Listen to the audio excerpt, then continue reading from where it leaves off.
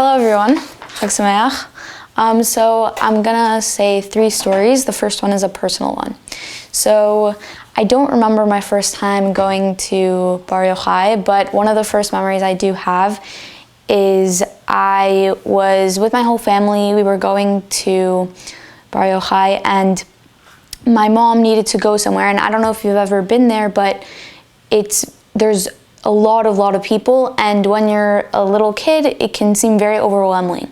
So there's kind of like a hallway that you have to take to get in, and when I was going in, I kept on thinking to myself, oh no, you're gonna get lost, you don't know where you're going, and I was having so much anxiety and I was freaking out. But as soon as I walked in and I was next to Bar Yochai, I felt a huge rush of relief, and I knew that I was okay. It was okay. I would find my family. So that was one of my first experiences with Rabbi Shimon.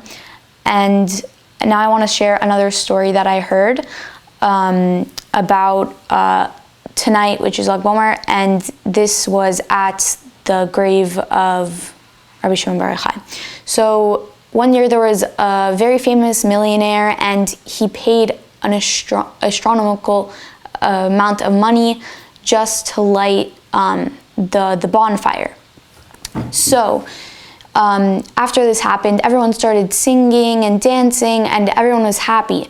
But as I said before, there's thousands and thousands of people at the gravesite. So he was on the roof, and unfortunately he got pushed off and he broke his legs. But no one came in until a while after, and he was already in pain, and they needed to get a doctor. But this was a long time before us, where there was just doctors everywhere, and they needed to go to the next village. This took them 1 hour, 2 hours, 3 hours. Once they came back to where the guy was laying, they saw that he disappeared, and they were worried. They didn't know where he went. But when they looked and they saw the big crowd of people, they saw that he was the one standing in the middle. He was dancing and singing, and they were confused. So they pulled him aside and they asked him what happened, So he said, when I was laying there, I was in pain and I didn't know what to do. But when you guys left, I saw Rabbi Shimon, and he came to me and he said, in merit of you, people are rejoicing and people are bringing happiness in honor of me. So tonight I have to bring you happiness too. And what I learned from this story is that whenever you want to do something good, whenever you want to bring happiness to other people, there's always going to be a good outcome from that. It's never going to be negative. It's never going to be a bad thing that will happen, because you're always with the best intentions. Now I want to share a story from the Zohar Agdama, or prologue, from verses 185 to 188. And this is a story about Rabbi Pinchas and Rabbi Lechumai.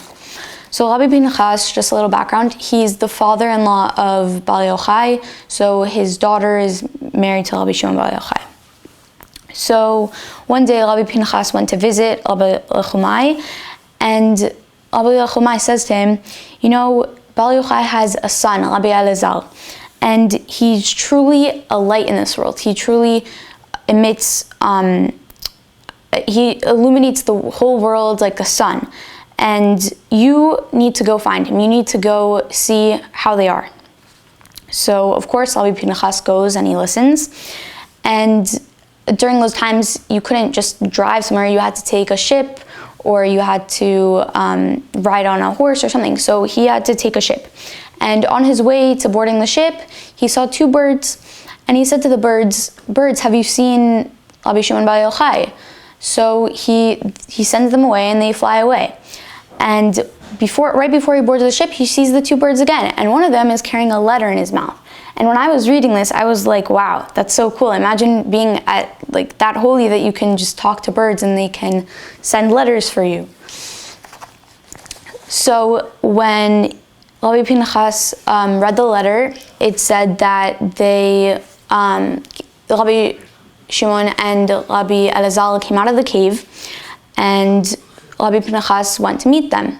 But when Rabbi Pinchas saw them, they were covered with scars and bruises and sores, because they had been in a cave for over a decade. So of course they weren't going to come out looking all clean and polished. So Rabbi Pinchas started crying and crying, but BaYochai said, don't worry, it's okay. It is good that you see me like this, because that means that I have truly disintegrated all that I could from the past, and now I can move on, and now I can reveal the Tukkanei Azal. So the thing that I learned from this story was that when you want to start something new, when you want to have a new goal, you can't hold on to whatever problems you're having before. You truly have to move on from whatever you had, and you have to start again.